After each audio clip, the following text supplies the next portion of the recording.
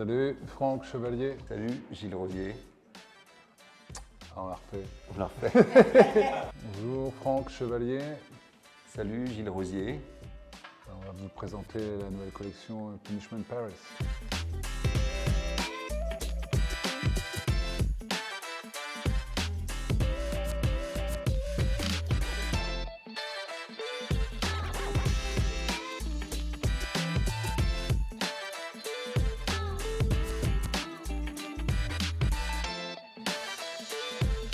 Hi everybody and welcome to a new episode of French Toast. We're in the Marais to meet with Franck Chevalier and Gilles Rosier, who just launched their first menswear collection, Punishment. Gilles and Franck were working at Jean Paul Gaultier in the 90s and they're both encyclopedias of style. Today they'll be speaking with us about their inspirations and visions. So follow me, can't wait. Hi Franck Chevalier, Gilles Rosier. So we'll do it in English, huh? Yes, in English, thank you. Proper. I can speak in French, but it'll be like a franglais. All right. Franglish. Franglish, exactly. We'll do. How many hours? Yeah.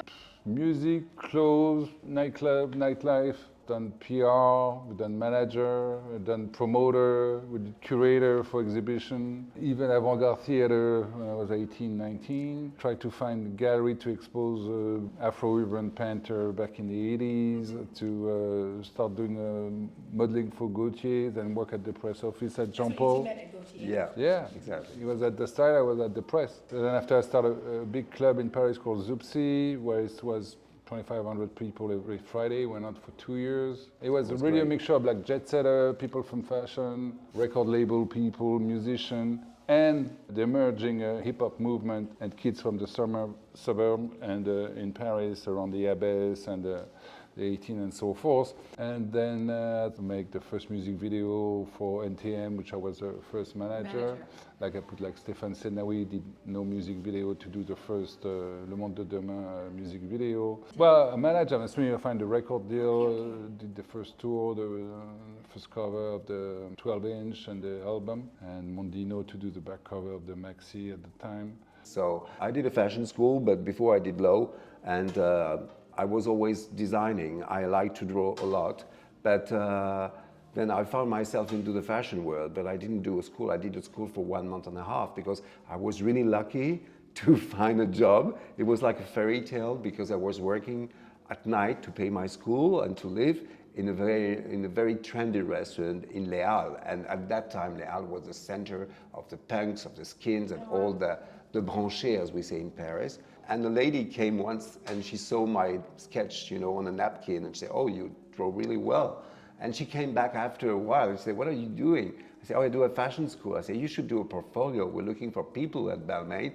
And she put me in connection and I got the job. Wow. So it was really like a fairy tale. I was really lucky. At that time, there was no mobile. I received like a telegram. Then I met Jean Paul. Before I worked with Guy Paulin. Guy Paulin is not really well known, but he was living in New York. He came back to Paris and he taught me a lot about jazz music. And I remember he was really drawing so well. And that was fabulous for me because he was inviting Thierry Mugler, Asdin for dinner at home. And I was like his son, He was bringing me there and I met all the fashion people. So for me, being like 22, I was like opening my eyes. And then I met Jean Paul, and Jean Paul was looking for a main assistant. There was Martin Margiela there, and he told me, and I lied because he was looking for somebody speaking fluently Italian. And except buongiorno, arrivederci, I didn't know a word of Italian, but I learned by myself and I got the job.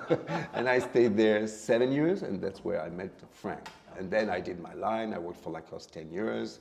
From Lacoste, I really learned a lot, and for them, I did the famous piqué stretch, and they didn't want... So I remember at the time when Lacoste was getting very branché, yeah, a lot of the people from the hood were of course wearing the... That was the thing. And I think, I read something that they didn't really want them to wear their... No, they were ashamed because they were thinking they had like a phantasma. They were like dressing up all the young bourgeois from Carnac in Brittany. And once I remember, I just arrived, I was 32, and I said, there was a big meeting and I said in front of the CEO and in front of the family, but open your eyes. You're dressing Mohammed from the suburb and for me it's fine. And they wanted to fire me because I dare say something like that, you know? And I say, you should make a strength of it, because they had lots beautiful picture from Irving Penn, and I thought, oh, maybe we could bring somebody like Koto Bolofo, you know, because for me, I always think about putting people together, you know. I don't care about where they come from, you know. I was more like one-shot thing, project, thinking on the collection scale to outsource trims, fabric, to have the experience of having your own brand, working for different designer. I was like, that side of the story I witnessed but didn't practice or got involved myself in it. Needed way more structure, and I was looking for an associated with the creatively big props also, you know, to connect like his taste, which I knew from when I entered Gaultier at 19, you know. I was like, well, that's the only person I contact, and like it was a hit, and like the timing since like, you know, he was open to it, so that's how it kind of cranked up. You're always Thank you. No, you're always so sweet. You're always, you know, to be the sweetest person. Oh, thank you so much. It's a men collection on paper. Obviously, you know, it's everybody could wear it. It's style over fashion, because, you know, to me, it's more to have style. Fashion is, you know, last a week, next week something else. It's also a generation gap filler we pretend to have. Like your teenager or your 16-year-old could wear that, and the dad could wear the trench and thing, or could wear the t-shirt and the dad would take the jacket or the coat, you know. Just like you could hit the same brand dressing your teenager or your 20 or your millennium and the father. Okay. I mean, I have two sons, obviously, who hit on my collection like there's no tomorrow. Yeah, it's more like serving individuals, people that have a certain singularity and they don't want to have a label taking over their personality. I think it's nice to serve different ages. It's not a matter of age, it's a matter of style. Also because Franck has a lot of references. We do have a lot of references. We love really like authentic clothes, whatever it's workwear or it's uniforms. And for all those details, we like to do things that people would keep for a long time. Even this collection, you know, we try to do things the best. It's like we have beautiful carpenter pants, high waist with leathers, piping inside.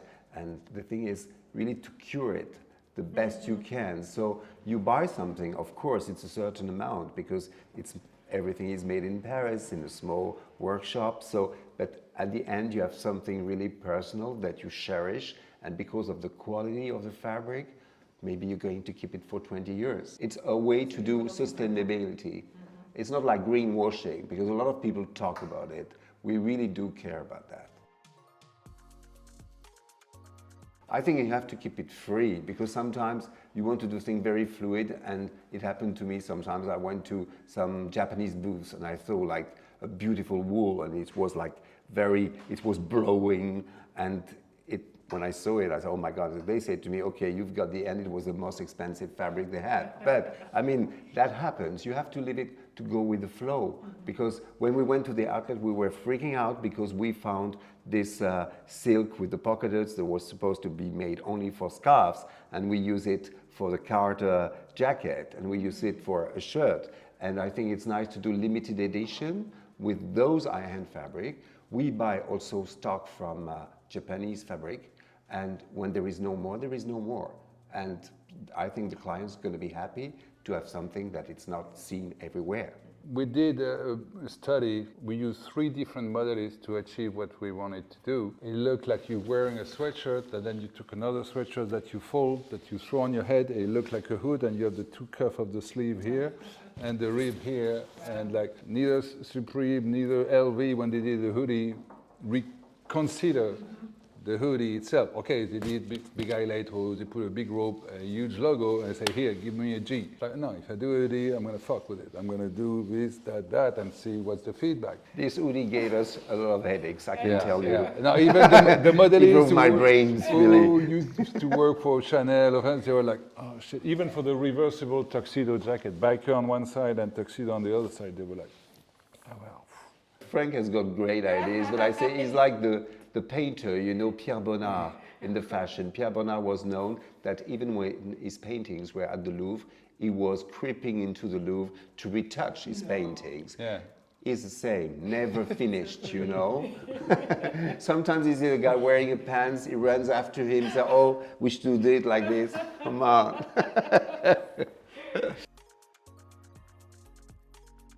I remember when I worked at Dior, I mean, the studio was like a chapel. You could hear a fly. We were all dressed with the white blouse. And at the first time I said, oh my gosh, I hate this white blouse. But in a way, I understood why Martin Margiela took also this white blouse. It was because we had to be like a white page to see the model and the shape and the silhouette emerging. So the rule is not so bad. Yeah, breaking the rule to make, yeah, we know the thing. You know, but first you have to learn with the rule. Then you could play and create your own. Not taking shortcut and like doing things, because if you miss the base, well, yes, you could take it fast straight, but you ain't gonna last long, it will take you far, you know?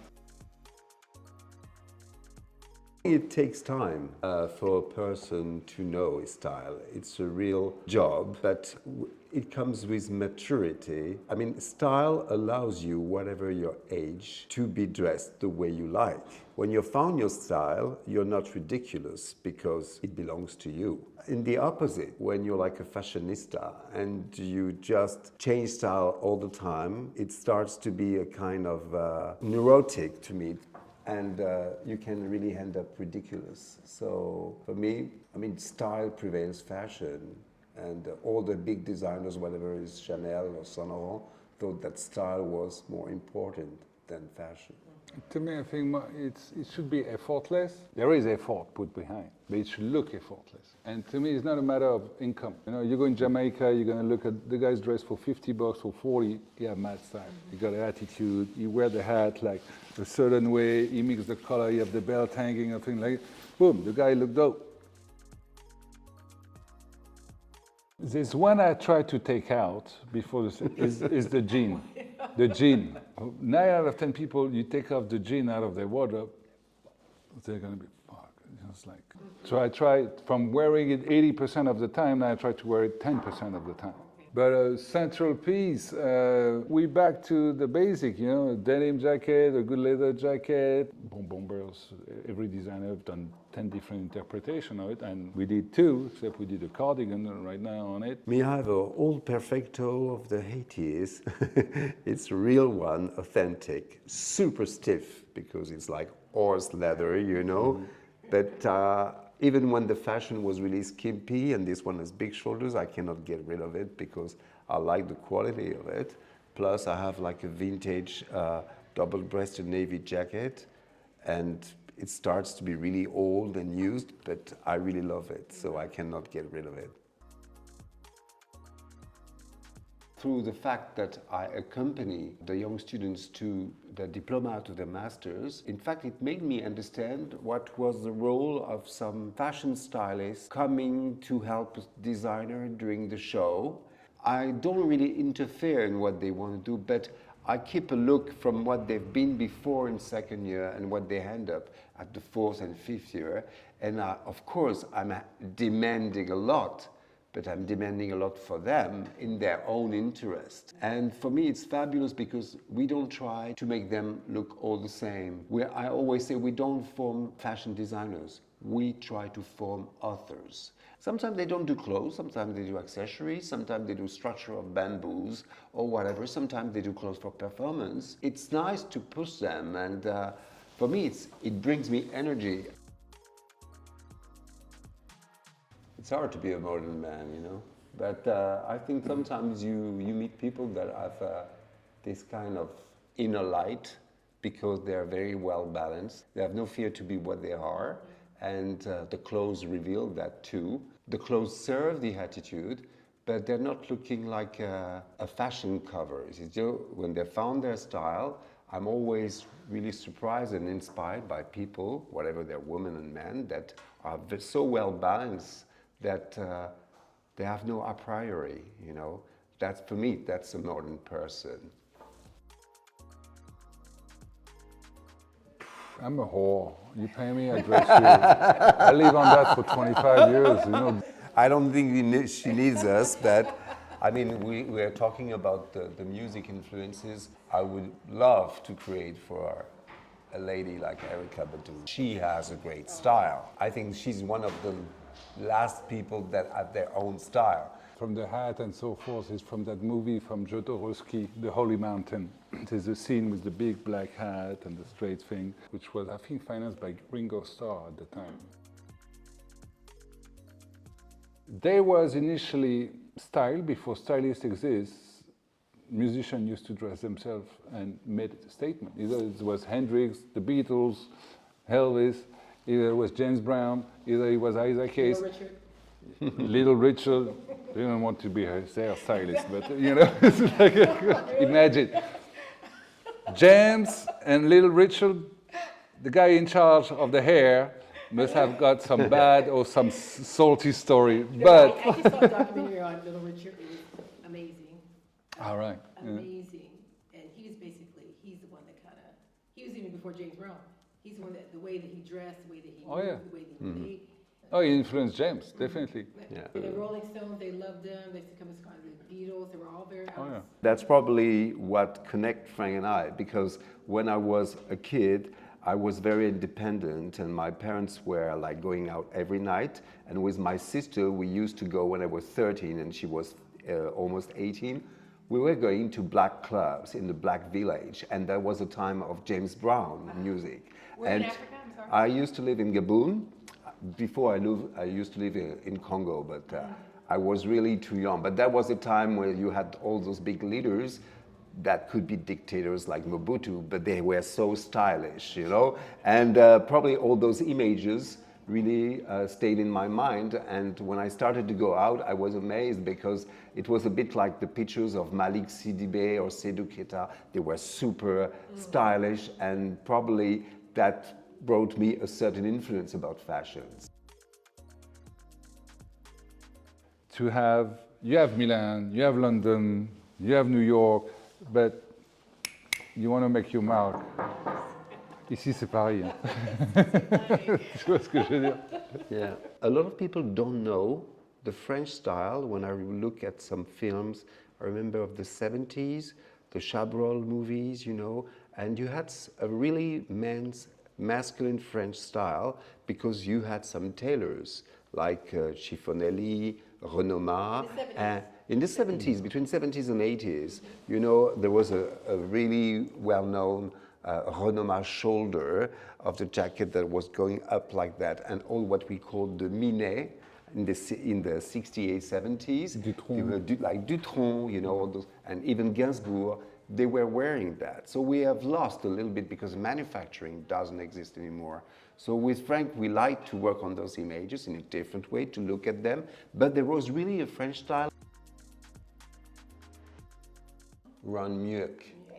Yes, he's a sculptor, and I remember I went to once to the Tate Gallery and the Biennale of Venice. He's playing on the micro and the macro, and he was there was a big room completely empty, except there was a little boat, and on the boat there was a sculpture of his father, but really so small and looking so realistic. It's really kind of embarrassing, but very emotional. It's exhibition in London. It's called the Rude Boys, and inspired from the Buffalo, where you see some look established, like when you see, for example, now Sakai or Ambush or Japanese brand like that. For the new generation and audience, can you explain to us what Buffalo style is? That was a crew of like especially two big stylists who did work for at the very beginning of the Face and ID magazine, which kind of were the Bible of style for those years, you know, 80s, 90s.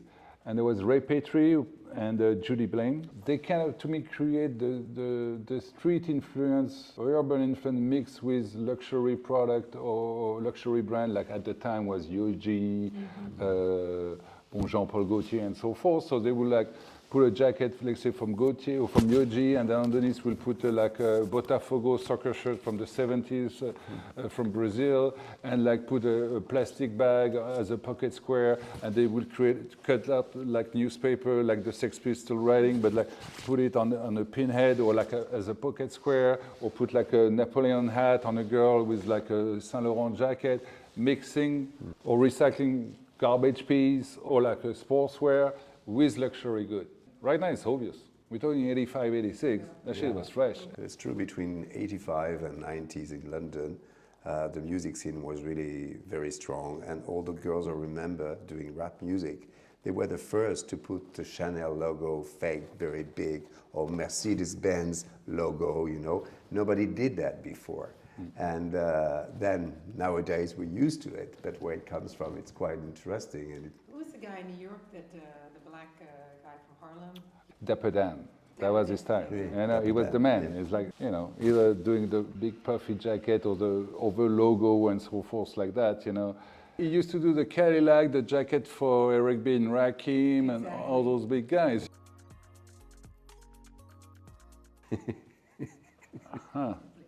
We're working on that. No, the name people don't forget.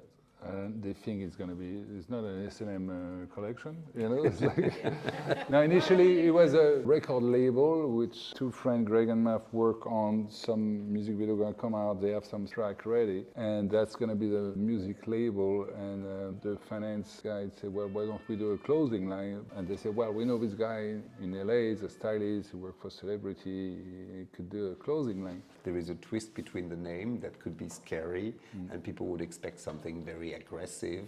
And finally, it's quite elegant. There is this kind of casual elegance with a lot of different influences. So I think the twist is interesting. We have the exclusivity for America first couple of seasons with Just One Eye, which to us is one of the best stores in America. It's in Los Angeles. And in Paris, we have a L'Éclaireur. It's not like, you know, we're doing a coat with 3 arms, stuff like that. It's like, most guys are more frigid on playing role than most women. You know, women like, oh, today I could decide to be that kind of character. Some guys still play, I want to play, we've all been there, still play, you know, but like most of the guys, when they think they find their look or their style, they pretty much lock into it, I know, you know? So I'm going to do workwear mixed with a Carhartt, mixed with that, but in different colors, so my friend ain't going to tease me and I'll feel secure and confident, you know, all that French. So that's why a lot of the first impulse for who we address, like women who look like they snatch their boyfriend's clothes, which the symmetric shirt, some of our coat, the baseball shirt, the jacket with the gold chain and stuff, or oversized tee and pants with high waist, you know, they look for as well. So you have, you know, some reference about baseball, sportswear, workwear. Basically, all our shirts, you cannot put a bow or tie on. No. So that, because you already have a shirt like that. So, okay. So okay, we're gonna. So we did some model study where we take the wingtip, but we twist it. So this one obviously is longer, wrap like that, and even in the back, the stitch are sideways, so it looks like you're a little crooked. That's cool. Oh, not to look like a penguin if you red carpet and stuff. We did like a tuxedo jacket inspired by a Perfecto and a biker jacket. That's for the summer, but we'll do one in the winter with reversible. One side is a leather jacket and the other side is a tuxedo. Like this? Yeah. Ventilation for the summer, so stripe with all cotton. And we brushed it like if you had a big paintbrush and it gripped on some place and not on some other. And everything is made in Paris? Strictly in Paris. And we use an row of deluxe house like Dior, Hermes, Balmain, and so forth. Once they took the order and done the collection, what's left of the roll they sell to guys who buy the bulk. And us, we go there after and like. Sustainable. Yeah. And also limited edition. Okay. And so some items say we can make 40 of those, 20 of that. Okay. Okay. You know, it's like pretty much worldwide. And it's bespoke. Everything is bespoke. All handmade. Wow. Ooh. We did like a basketball kind of vibe. It's like all silk, And like here, it's like to duplicate like the Adidas stripe, but the fence is stretched up, and it's reversible, orange, complementary color. Okay. You could also wear it on the suit, on the jacket, wrinkle, like, you know, you come at 8 a.m. after whatever you did, you remember how. What is it? It's a Durand fabric. It's like what used to be the technical fabric from all the big pro sport equipment in the 60s for basketball, American football, baseball. The jersey was made in that fabric. So it's cotton on one side and kind of a poly on the outside. You give that little sheen and that drape of it. That's a wax. A wax, okay. Cotton. It's all made by an artisan. We send the piece, either the symmetric short or the military pants, and it's hand applied, put in the oven, and the process done 5 times. You touch it, you think it's like lamb leather. And this one is the cardigan, reversible. Same, we had the end of roll of a scarf fabric. See, you have the line where you cut the scarf. But we took the roll and like we make it like a cardigan. So it's not a bomber's jacket, it's like a starter jacket, but cut as a cardigan. And it's reversible, so we put our logo in the front in a more like flashy way. You wear it on the purple side. And we put a little reference, which is like metal. It's nice too, huh? With like a tweeter from a L-Tech A7, which is for the guy who are into like all sound system, they'll know where it is. And 1200 Technics arm, and the vinyl, and around we put more bass, less trouble. And this is your logo? That's a logo from the label which originated the name. Okay. Punishment Label Music. Okay. So that was the logo. So that was. It's gonna come out fairly soon with some videos and tracks. For those who knows, like sneakerhead, that's the Air Force, that's the J1, that's the J3. And they know just from this? From the sole. Just from the sole. Oh. And these are all different soles from different sneakers. The 7 cult one, the one from Run DMC, the Superstar Shell Toe. Okay. Boom. Raging Bull, you know, the Nero. Of course. You wear that kind of the Italian thing. Of all course, tucked in, yeah. but like most guys now don't tuck in. We did it with the rib. High-waisted, okay. So guys, when they put it in, they give them more legs and short torso, which kind of lifts them up. I love that look, the high-waisted pants. Here we did, that's kind of a trademark as well. We did the gold chain as a passequel, like we did on that baseball inspired, but we didn't put like big logo. It's for us, it's like logo, you know, silk. And then we put that gold chain through a net to do a passequel to take it in the stitch. So at night, you know, it catch the light. It's like a rustling, you know, the sheen and the spark on it. We did it on jacket and on the baseball cap. This is another example of that leather pants. Look like leather. It's all handmade. incredible, no? Like organically handmade. product. Handmade. Artisanal. Really handmade. Yeah. There's 70 pieces in the pattern. When the pattern, the mechanician came to sew it, how many pieces? 70 pieces. 70. And it's like we did, you know, all the stitch, like the circle one by one, to reinforce. This is like, you know, military and bike wear influence. Then we have a rope here, we have extra pocket, we could adjust the width. We have 2 positions on the back, we have the flap for the pocket. They're amazing. Yeah, you could put your change, there's a zipper in there. I mean, it feels It's just a like lot of leather. work. Yeah, and the sheen when you take it to the Actually, line. we send them, like when they're done, they're sewn, we send them and they put it on the dummy, they spray it, then they put it in the oven, they do it 5 times to get that softer touch, and then they wash it. So it's really It's not like a roll. hard craft.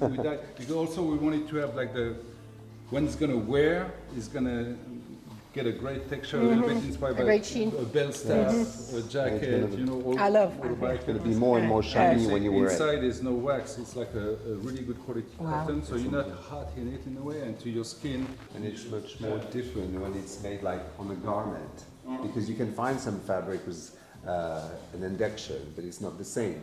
The beauty of it is like, because on the seam you can see it gets a special texture, you know, like something a bit vintage.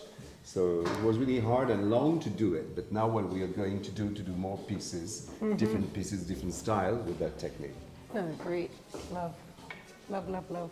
You know, we just finished the session with Thierry Leguez, and like the same item, you could wear it plain, and then just like, all right, you know, you could be in Paris, a businessman, you get that coat, you put a bell hat on it that takes you somewhere here, you wear it with a scarf, our scarf and the hat over and lock it down. That's to take you somewhere else. And you wear it like that with the wax short, high tube socks, beret, and we put a volume button from a guitar Stratocaster on it.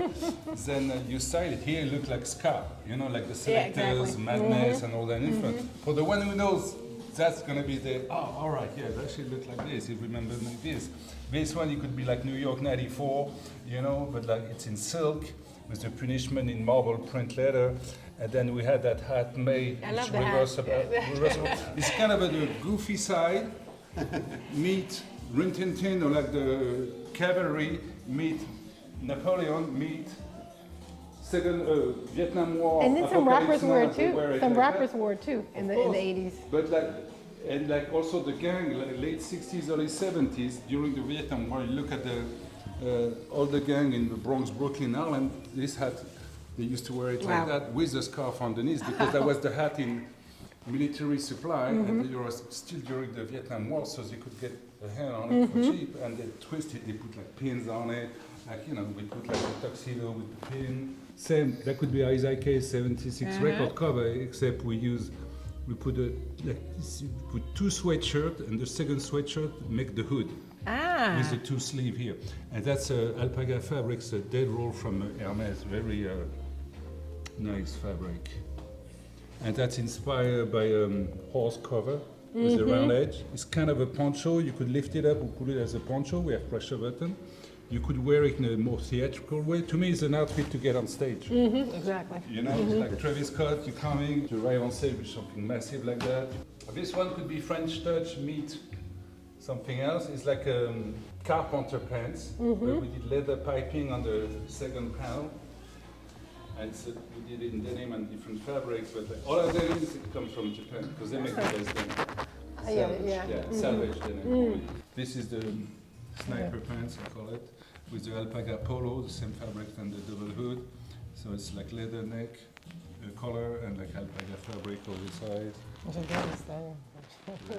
Yeah, that's a little bit like Jamiroquai. I wonder why. That could be Jamiroquai meet like some more current artists, but that's a little bit more on the English vibe. This one definitely more US, or could be Rondo, the Wild Bunch as well, you know? Right. It speaks different city, different era, and to bring it to the now flavor, you know, a little bit.